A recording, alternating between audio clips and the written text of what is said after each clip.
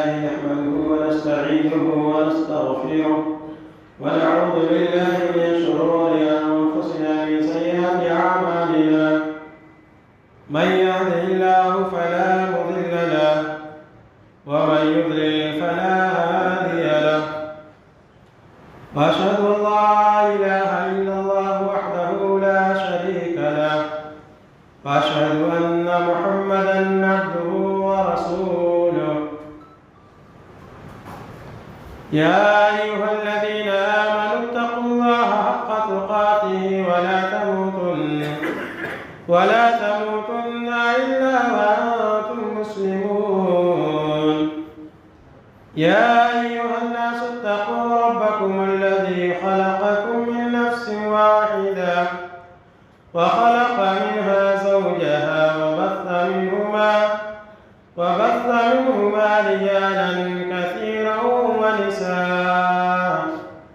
واتقوا الله الذي تساءلون به والأرحام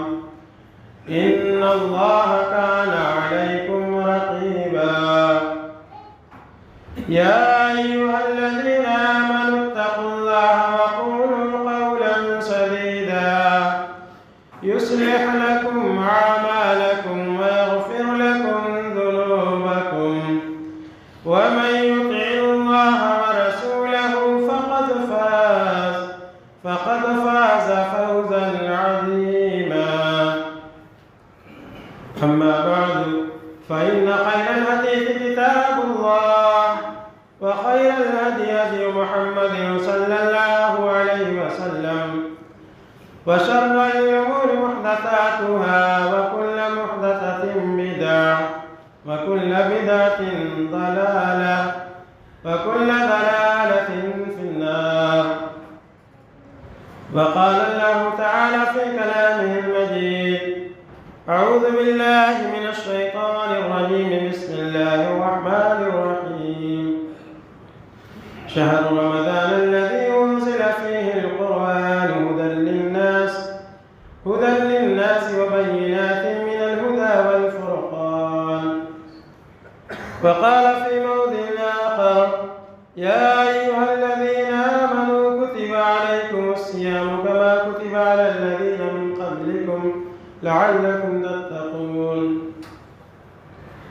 رب اشرح لي صدري ويسر لي أمري واحلل عقدة من لساني يفقهوا قولي رب زدني علما. تمام طرح کی تعریفات حمد بڑائی بزرگی صلی اللہ رب العالمین کے لیے لاکھ وظیفہ ہے، جس کے ہمارے اوپر بے شمار انعامات و احسانات ہیں،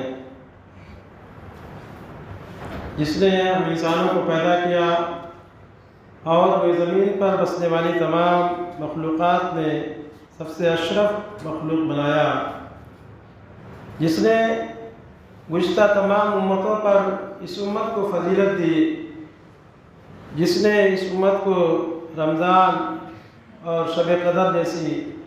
رمضان جیسا مہینہ اور شب قدر جیسی رات عطا فرمائی۔ بعد درود و سلام نازل ہو تمام انبیاء کرام پر، خاص طور سے آخری نبی جناب محمد رسول اللہ صلی اللہ علیہ وسلم پر۔ محترم حاضرین جمعہ دینی میری بھائیوں، خواتین اسلام، عزیز بچوں، رمضان الشریف کے مہینے کی آمد ہے اور عنقریب ہم کچھ دنوں میں رمضان الشریف جیسے بابرکت مہینے میں داخل ہو جائیں گے۔ رمضان الشریف کا بابرکت مہینہ ہم پر سایہ فگن ہے اور ہم کچھ ہی دنوں میں آج 26 شعبان ہے اور 29 یا 30 شعبان پورا ہونے کے بعد ہم رمضان کے بابرکت مہینے میں داخل ہو جائیں گے۔ اس لیے ابھی سے ہمیں رمضان کی تیاری کرنی چاہیے، اس کے استقبال کی تیاری کرنی چاہیے اور اپنی زندگی کا ایک شیڈول بنانا چاہیے کہ ہم رمضان کو کس طریقے سے گزاریں گے، اس لیے کہ یہ مہینہ بڑا بابرکت مہینہ ہے۔ اس کو ہمیں عام مہینوں کی طرح نہیں گزارنا چاہیے۔ سب سے پہلی بات تو یہ کہ اس کے استقبال کے لیے ہمیں 1 یا 2 دن روزہ نہیں رکھنا چاہیے، یعنی پہلے سے روزہ نہیں رکھنا چاہیے۔ اللہ کے نبی صلی اللہ علیہ وسلم نے رمضان کا اس طریقے سے استقبال کرنے سے منع فرمایا ہے کہ کوئی شخص رمضان کے استقبال کے لیے پہلے سے 1 یا 2 دن روزہ رکھنا شروع کر دے، ایسا کرنے سے منع کیا گیا ہے، بلکہ حکم یہی ہے کہ صوموا لرؤیتہ وافطروا لرؤیتہ، کہ چاند دیکھ کر کے تم لوگ روزہ رکھو اور چاند دیکھ کر کے روزہ رکھنا چھوڑو۔ فَإِنْ غُمِّ عَلَيْكُمْ، اس طریقے سے دوسری حدیث میں فَإِنْ غُمَّ عَلَيْكُمْ فَأَكْمِلُوا الْعِدَّةَ 30 شعبان، اور اگر تمہارے اوپر بدلی ہو جائے، چاند نظر نہ آئے، تو تم 30 کی گنتی کو پورا کرو، یعنی 30 شعبان کو پورا کرو۔ اگر چاند نظر آ جاتا ہے 29 کا تو اس کے بعد ہم روزہ رکھیں گے، لیکن اگر 29 میں چاند نظر نہیں آتا ہے، بدلی ہو جاتی ہے، تو 30 کی گنتی پورے کرنے کا حکم دیا گیا ہے۔ اور یہ رمضان کا چاند ہے، اس کے لیے ایک گواہ ہی کافی ہے۔ اگر کوئی بھی معتبر مسلمان، نمازی، سچا مسلمان گواہی دے دے کہ میں نے چاند دیکھا ہے، تو اگر ایک آدمی ہی گواہی دے دے تو اس کی گواہی کی بنیاد پر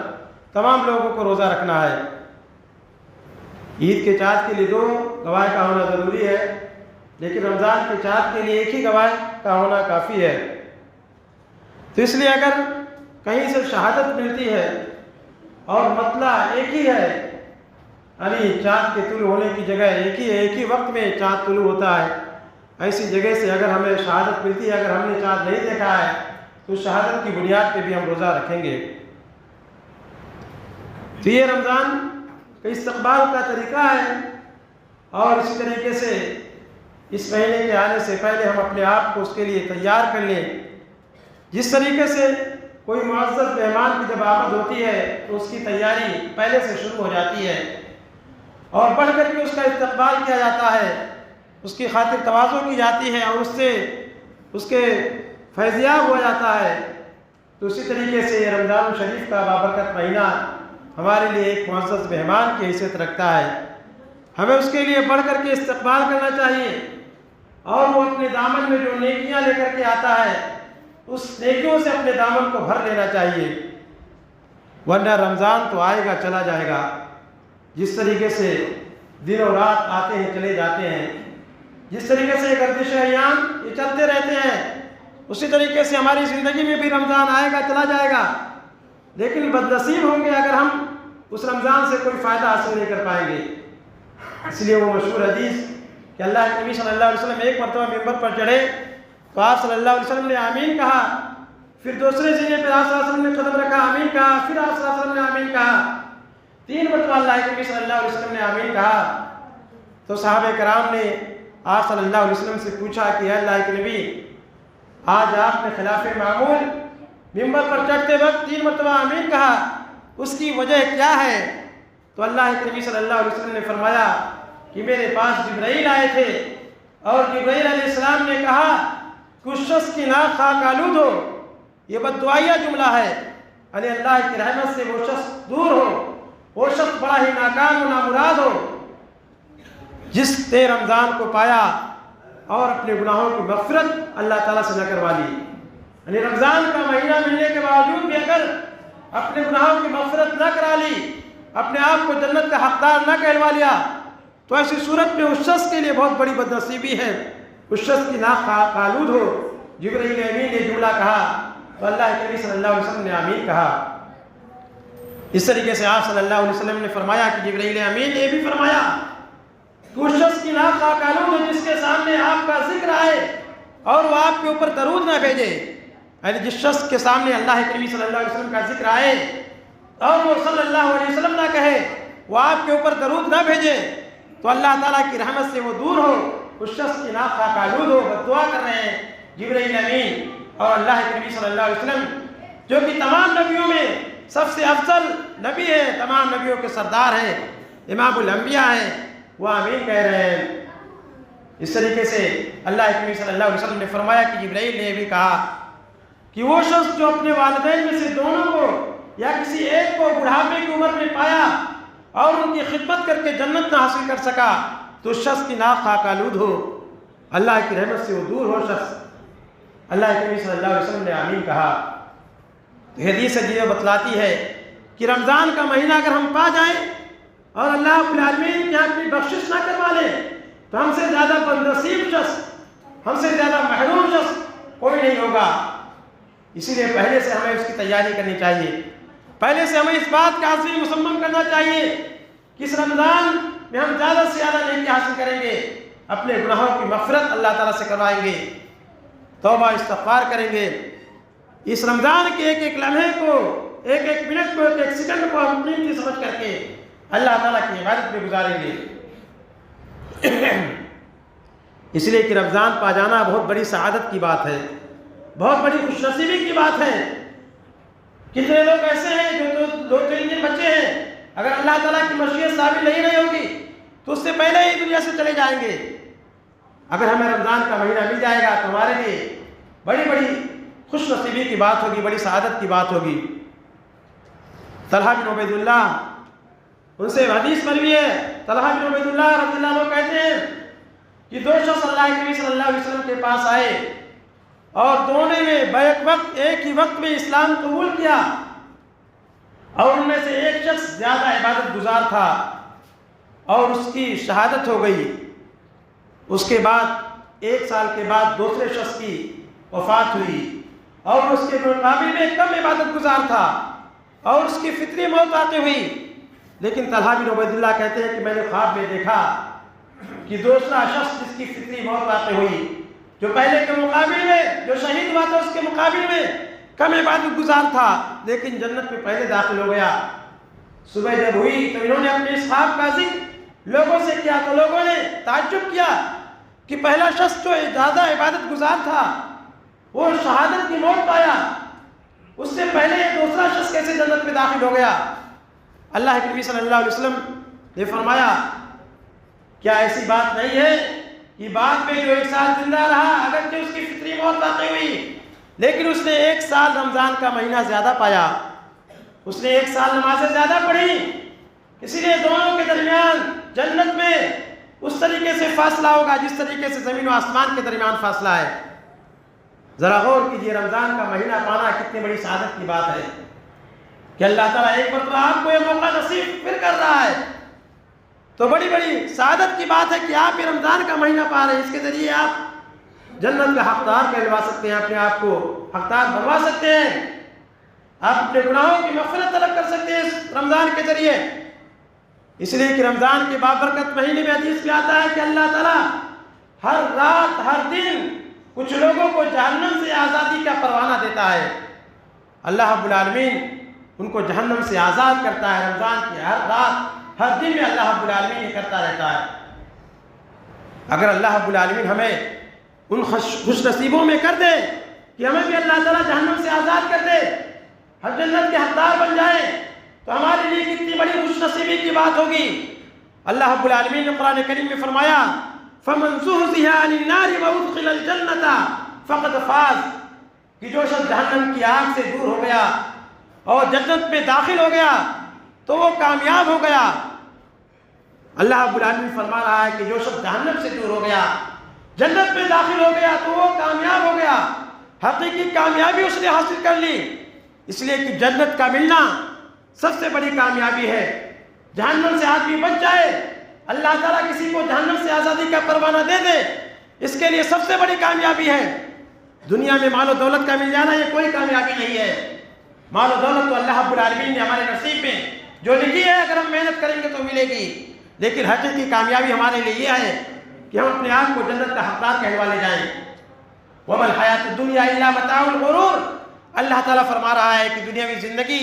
تو دھوکے کا سامان ہے، دھوکہ ہے دنیا کی زندگی، آخرت کے مقابل میں اس کی کچھ حیثیت نہیں ہے۔ آخرت کے مقابل میں ایک مچھر کے پر کے سے زیادہ اس کی اہمیت نہیں ہے۔ اسی لیے ہمیں آخرت کی فکر کرنی چاہیے۔ اللہ رب العالمین ہمیں رمضان میں داخل کرے تو ہمیں رمضان کے ایک ایک لمحے کو قیمتی سمجھتے ہوئے اللہ تعالیٰ کی زیادہ سے زیادہ عبادت کرنی چاہیے۔ بڑا بابرکت مہینہ ہے جس میں عنقریب ہم داخل ہونے والے ہیں، اور یہی وہ مہینہ ہے جس میں اللہ رب العالمین نے قرآن کریم جو کہ تمام آسمانی کتابوں میں سب سے افضل کتاب ہے، بابرکت کتاب ہے، اللہ رب العالمین نے اس کتاب کے نزول کے لیے رمضان الشریف کے بابرکت مہینے کا انتخاب کیا۔ اللہ تعالیٰ نے قرآن کریم میں فرمایا شہر رمضان الذی انزل فیہ القرآن ھدی للناس وبینات من الھدی والفرقان، کہ رمضان کا مہینہ وہ مہینہ ہے جس میں ہم نے قرآن کو نازل کیا جو لوگوں کے لیے ہدایت ہے، قرآن لوگوں کے لیے ہدایت ہے، وبینات من الھدی والفرقان، اور اس میں ہدایت اور حق و باطل کے درمیان فرق کرنے والے واضح دلائل موجود ہیں۔ قرآن کریم میں ایسے دلائل ہیں جس سے بات واضح ہو جاتا ہے کہ حق کیا ہے، باطل کیا ہے، سچ کیا ہے، جھوٹ کیا ہے، توحید کیا ہے، شرک کیا ہے، یہ تمام چیزوں کے دلائل قرآن کریم میں موجود ہیں۔ قرآن کریم کو اللہ رب العالمین نے بابرکت کیا کتاب کا انا انزلناہ، اللہ تعالیٰ نے فرمایا کہ ہم نے اس کو بابرکت رات کو اتارا ہے، اور اس کتاب کو اللہ رب العالمین نے بابرکت بتایا ہے۔ بابرکت کتاب جس مہینے میں نازل ہوئی، اللہ تعالیٰ نے اس مہینے کو بابرکت بنا دیا، جس رات میں نازل ہوئی اس رات کو بابرکت بنا دیا۔ تو اگر ہم اس قرآن کی تلاوت کریں گے، اس پر عمل کریں گے، تو اللہ تعالیٰ کہ ہمارے اوپر برکتوں کا نزول نہیں فرمائے گا، یقیناً اللہ تعالیٰ اس کے پڑھنے کی وجہ سے ہمارے اوپر برکتوں کی برکھا برسائے گا، ہمارے اوپر برکتوں کو، رحمتوں کو نازل کرے گا۔ لیکن شرط یہ ہے کہ قرآن سے اپنا رشتہ ہم استوار رکھیں، قرآن کی ہم تلاوت کریں، اس میں تدبر کریں، اس کو سمجھیں، اس طریقے سے قرآن کریم کی کہی ہوئی باتوں پر عمل کریں۔ تو اس قرآن کو اللہ رب العالمین نے رمضان الشریف کے بابرکت مہینے میں اتارا ہے، اس سے رمضان کے مہینے کی اہمیت اور فضیلت کا پتہ چلتا ہے۔ رمضان کا مہینہ وہ مہینہ ہے کہ اللہ تعالیٰ اس میں نیکیوں کا ثواب کئی گنا بڑھا کر کے دیتا ہے۔ اگر کوئی شخص اس میں عمرہ کرتا ہے تو اللہ تعالیٰ اس کو حج کے برابر ثواب دیتا ہے۔ حدیث ہے کہ اللہ کے نبی صلی اللہ علیہ وسلم نے ایک صحابیہ ام سنان سے پوچھا کہ تم نے ہمارے ساتھ حج کیوں نہیں کیا؟ انہوں نے کہا کہ اللہ کے نبی ہمارے پاس سواری نہیں تھی جس کی وجہ سے میں حج پہ نہیں جا سکی۔ اللہ کے نبی صلی اللہ علیہ وسلم نے فرمایا کہ رمضان آئے گا تو رمضان میں تم عمرہ کر لینا، اور رمضان میں عمرہ کرنا یہ حج کے برابر ثواب ملتا ہے۔ رمضان میں اللہ تعالیٰ نیکیوں کا ثواب اتنا بڑھا دیتا ہے کہ اگر رمضان میں کوئی عمرہ کرتا ہے تو اللہ تعالیٰ رمضان میں اس کو حج کا ثواب دے دیتا ہے۔ وہ لوگ جو اہل ثروت ہیں، مالدار لوگ ہیں، ایسے لوگوں کے لیے اللہ رب العالمین نے کتنا ذری موقع عنایت فرمایا رمضان کے مہینے کی شکل میں، کہ رمضان کے مہینے میں اگر وہ عمرہ کرنے کے لیے خانہ کعبہ میں جائیں گے، مکۃ المکرمہ میں جائیں گے، خانہ کعبہ کا طواف کریں گے، صحیح صفا مروہ کے درمیان صحیح کریں گے، عمرہ جیسی عبادت کو انجام دیں گے تو اللہ تعالیٰ حج کا ثواب دے گا۔ مال و دولت کمانا اچھی بات ہے، اور مالدار ہونا بھی اچھی بات ہے، یہ اللہ رب العالمین کا بہت بڑا فضل ہے۔ بہت سارے لوگ تنگ دستی اور فقیرانہ زندگی کو سمجھتے ہیں کہ یہی تقویٰ کی علامت ہے۔ نہیں، آپ مال و دولت کے لیے محنت کیجئے، حلال کمائیے،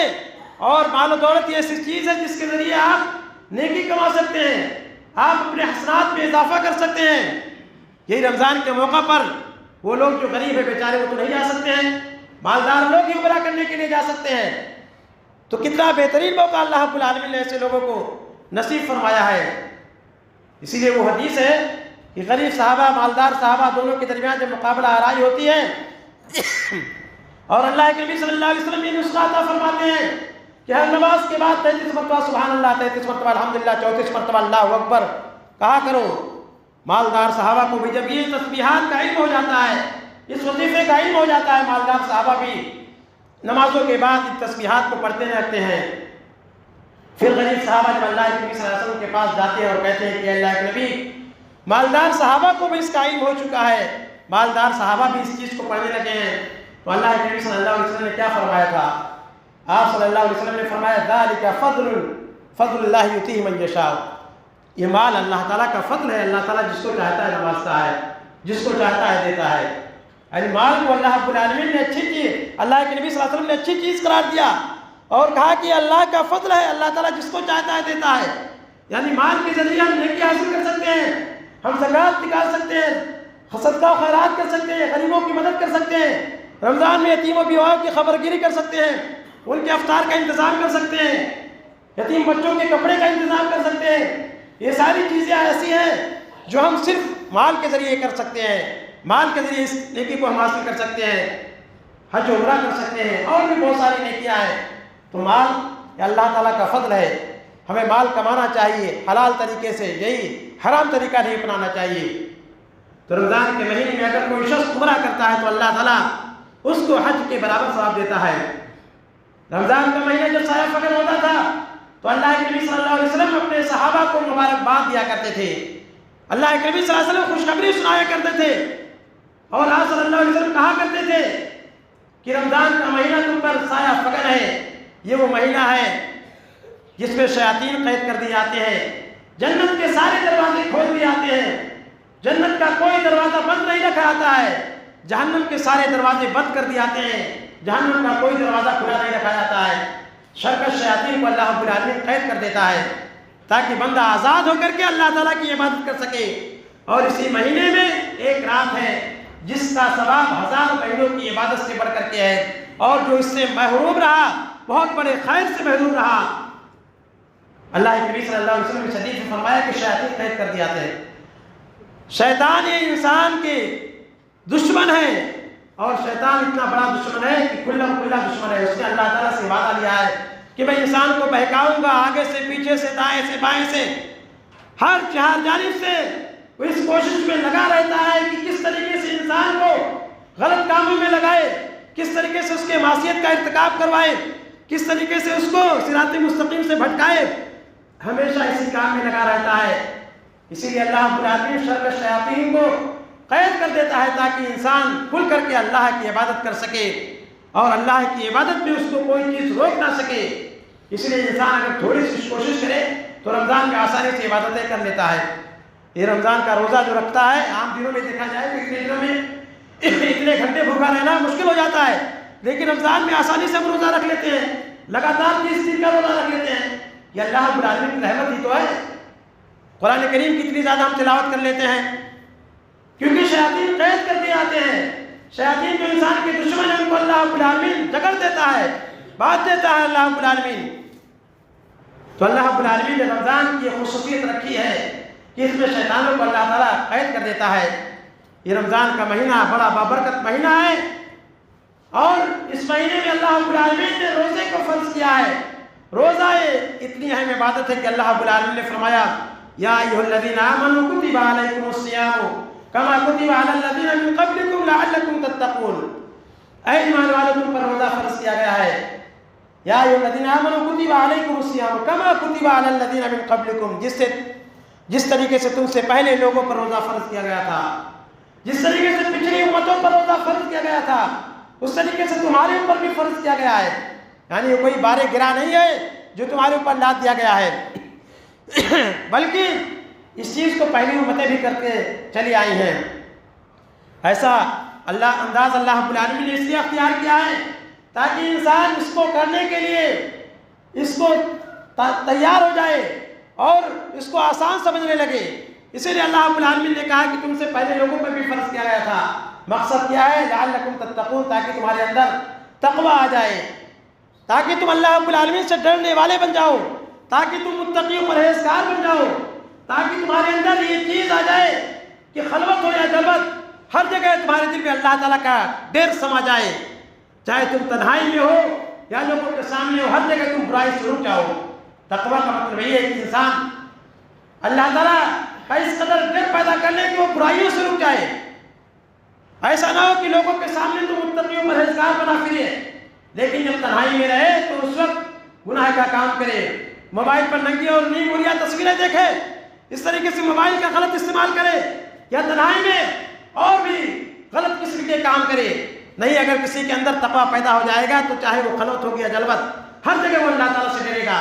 ہر جگہ وہ گناہ سے اور معصیت اور برائی کے کاموں سے رکا رہے گا۔ تقویٰ کا مقصد یہی ہے، تاکہ انسان کے دل میں، روزہ کا مقصد یہی ہے تاکہ انسان کے دل میں اللہ تعالیٰ کا تقویٰ پیدا ہو جائے۔ روزہ اتنی اہم عبادت ہے کہ امامہ باہلی رضی اللہ عنہ کہتے ہیں کہ انہوں نے، ابو امامہ نے پوچھا اللہ کے نبی صلی اللہ علیہ وسلم سے کہ اللہ کے نبی، مجھے کوئی ایسا عمل بتلا دیجئے کہ مجھ کو وہ عمل جنت میں داخل کر دے۔ تو اللہ کے نبی صلی اللہ علیہ وسلم نے فرمایا علیک بالصیام، تم کثرت سے روزہ رکھو، فإنہ لا عدل لہ، فإنہ لا مثل لہ، اس لیے کہ اس جیسا کوئی عمل نہیں ہے، یعنی روزے جیسا کوئی عمل نہیں ہے۔ صحیح بخاری کی حدیث ہے، اگر کوئی شخص اللہ کے راستے میں ایک دن کا روزہ رکھتا ہے تو اللہ تعالیٰ اس کے چہرے کو جہنم کی آگ سے 70 سال کی مسافت کی مقدار میں دور کر دیتا ہے۔ ایک روزے کا یہ ثواب ہے کہ اللہ تعالیٰ اس کو جہنم کی آگ سے 70 سال تک آدمی جتنی مسافت طے کرتا ہے اتنی مقدار میں اللہ تعالیٰ اس کو جہنم کی آگ سے دور کر دیتا ہے۔ روزہ اتنا بہترین، اتنا اجر والا عمل ہے کہ صحیح مسلم کی حدیث ہے، اللہ کے نبی صلی اللہ علیہ وسلم نے فرمایا کل عمل ابن آدم یضاف الحسنۃ بعشر امثالها الی 700 ضعف، کہ ابن آدم کی ہر نیکی کا ثواب اللہ تعالیٰ بڑھا کر کے دیتا ہے، اور نیکی کا ثواب 10 گنا سے لے کر کے 700 گنا تک اللہ تعالیٰ نیکی کا ثواب بڑھا کر کے دیتا ہے۔ بندہ کوئی نیکی کا کام کرتا ہے تو اللہ رب العالمین اس کا ثواب کم سے کم 10 گنا دیتا ہے، اور کبھی کبھی اللہ تعالیٰ 700 گنا تک بڑھا کر کے اس کی نیکی کا ثواب دیتا ہے۔ یہ اللہ تعالیٰ کی رحمت کس قدر وسیع ہے۔ بندہ جو گناہ کا کام کرتا ہے تو اتنا ہی گناہ لکھاتا ہے جتنا گناہ کرتا ہے، ایک گناہ کیا ایک گناہ لکھاتا ہے، لیکن نیکی کرتا ہے تو اللہ تعالیٰ اس کا ثواب کئی گنا بڑھا چڑھا کر کے دیکھا ہے۔ قال اللہ عز وجل، حدیث قدسی ہے، اللہ کے نبی صلی اللہ علیہ وسلم اللہ تعالیٰ سے روایت کر رہے ہیں کہ اللہ تعالیٰ فرماتا ہے الا الصوم فإنه لي وأنا أجزي به، سوائے روزے کے، اس لیے کہ روزہ میرے لیے ہے اور میں ہی اس کا ثواب دوں گا۔ یدعو طعامہ یدعو شہوتہ وطعامہ من اجلی، بندہ روزے کی حالت میں اپنی شہوت کو اور بھوک و پیاس کو میری وجہ سے چھوڑتا ہے، اس لیے روزے کا ثواب میں ہی دوں گا۔ اللہ رب العالمین نے فرمایا کہ ہر نیکی کا ثواب اللہ تعالیٰ 10 گنا سے 700 گنا تک دیتا ہے، لیکن روزے کا کیا ثواب ہے؟ انلمیٹڈ، یعنی بے شمار ثواب اللہ تعالیٰ دیتا ہے، اس کا کوئی شمار نہیں ہے کہ کتنا ثواب اللہ تعالیٰ دے دے، بے شمار ثواب اللہ تعالیٰ روزے پر دیتا ہے۔ اس لیے کہ روزہ بندہ رکھتا ہے تو صرف اور صرف اللہ تعالیٰ کے خاطر۔ روزہ یہ ایسی عبادت ہے جس میں ریا و نمود کا شائبہ تک نہیں آ سکتا ہے، اس لیے کہ روزے کی حالت میں اگر کوئی شخص چاہے تو تنہائی میں جا کر کے پانی پی سکتا ہے، تنہائی میں جا کر کے کھانا کھا سکتا ہے، اور لوگوں کے سامنے آ کر کے اپنے آپ کو روزہ دار ظاہر کر سکتا ہے۔ لیکن ایک بندہ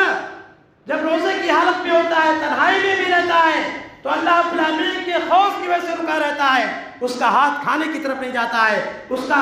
ہاتھ پانی کی طرف نہیں جاتا ہے، وہ بھوک و پیاس کی شدت کو برداشت کرتا ہے، لیکن وہ کھانا پینا اس سے رکا رہتا ہے۔ بیوی موجود رہتی ہے لیکن اس کے باوجود بھی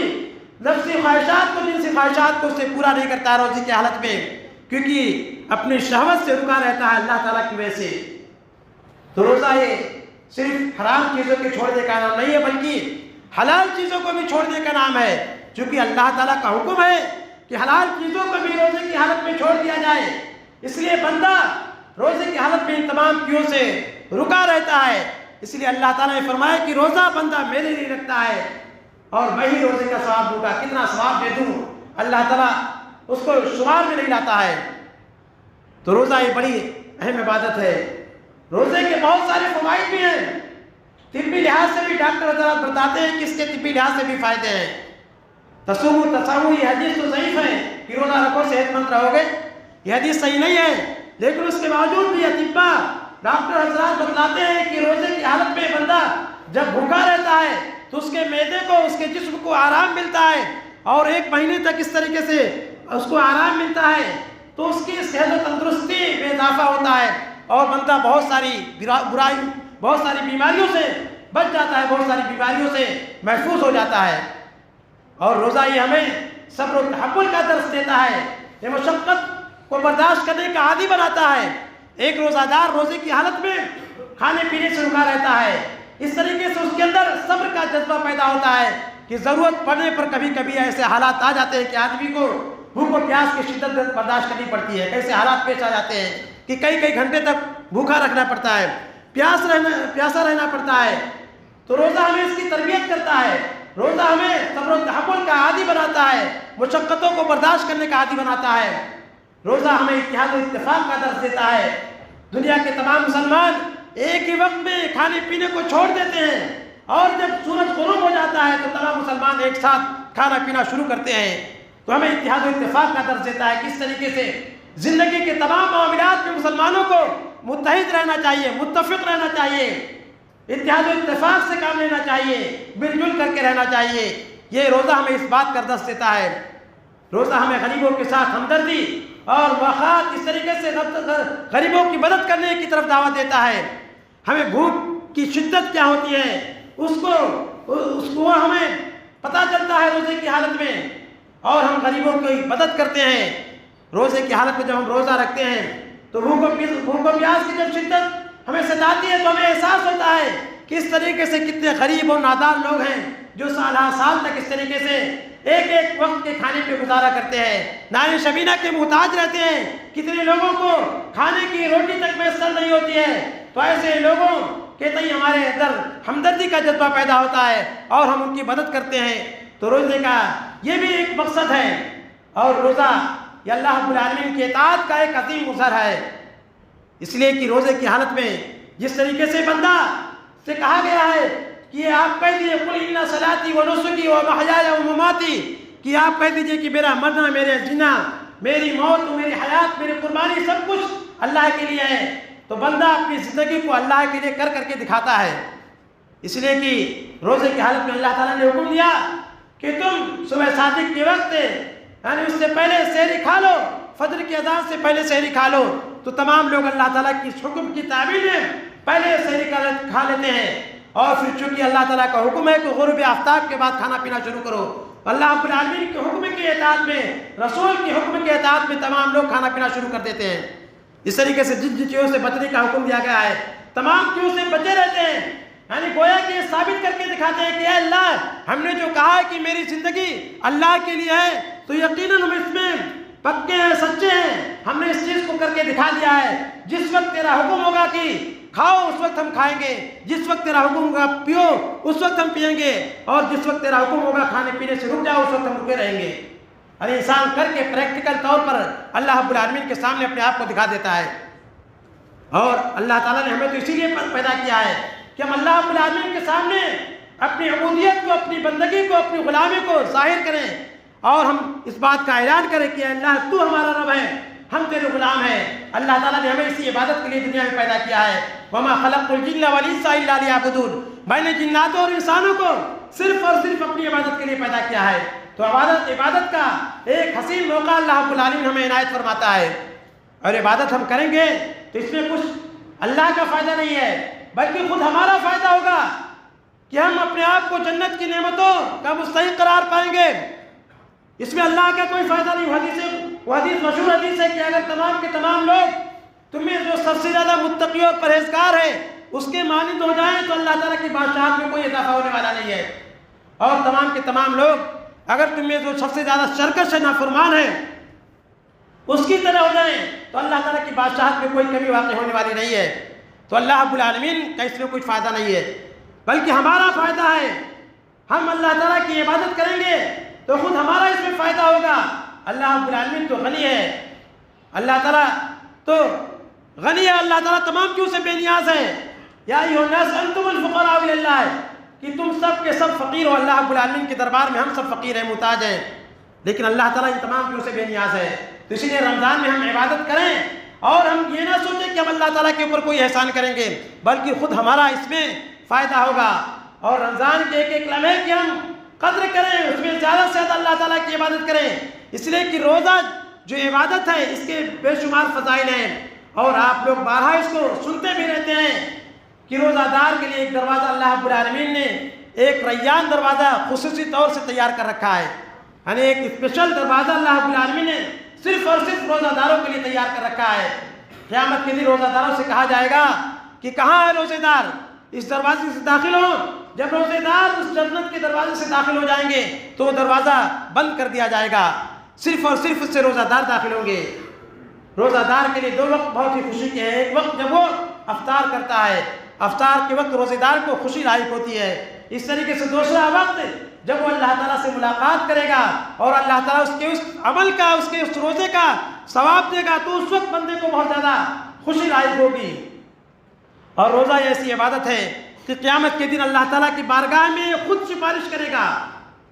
حدیث میں ہے کہ روزہ یہ سفارش کرے گا، روزہ کہے گا کہ اللہ یہ میری وجہ سے کھانے پینے سے رکا رہا، اس لیے اللہ تو اس کو بخش دے، قرآن کہے گا کہ اللہ میری وجہ سے اس نے تکلیف اٹھائی، رات میں نیندوں کی قربانی پیش کی، نیند کی قربانی پیش کی اور اٹھ کر کے میری تلاوت کی، اے اللہ تو اس کو بخش دے۔ حدیث میں آتا ہے کہ دونوں کی سفارش اللہ تعالیٰ قبول کرے گا، یعنی روزہ بھی بول کر کے اللہ تعالیٰ کے ہاں آپ کی سفارش کرے گا اگر آپ روزہ رکھیں گے تو۔ روزہ کے بڑے فوائد ہیں، اس طریقے سے روزہ اگر آپ نہیں رکھیں گے تو اس کے لیے بہت زیادہ وعید بھی ہے۔ ایک حدیث میں اللہ کے نبی صلی اللہ علیہ وسلم نے فرمایا کہ خواب میں نے دیکھا کہ میرے پاس دو شخص آئے ہوئے ہیں اور ان لوگوں نے مجھ کو ایک دشوار گزار پہاڑی پر چڑھنے کا حکم دیا۔ میں نے کہا کہ میں اس پر نہیں چڑھ سکتا ہوں۔ ان لوگوں نے کہا کہ آپ چڑھیے، ہم اس کو آپ کے لیے آسان کر دیں گے۔ نبی صلی اللہ علیہ وسلم نے چڑھنا شروع کیا یہاں تک کہ اس کے چوٹی پر پہنچ گئے